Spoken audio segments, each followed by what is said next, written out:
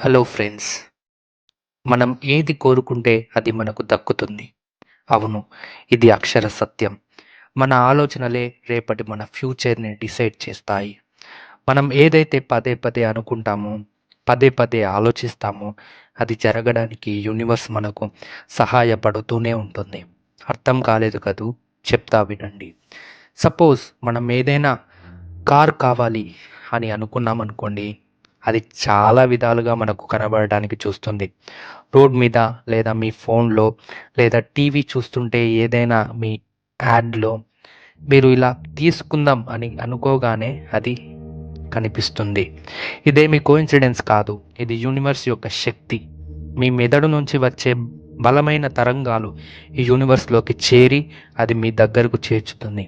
అలాగే డబ్బు కూడా. డబ్బులు కూడా మన ఆలోచనల ద్వారానే ఆకర్షింపబడతాయి. మనం బలంగా పదే పదే ఒక అమౌంట్ ఈ టైం వరకు కావాలి అని అనుకుంటాము.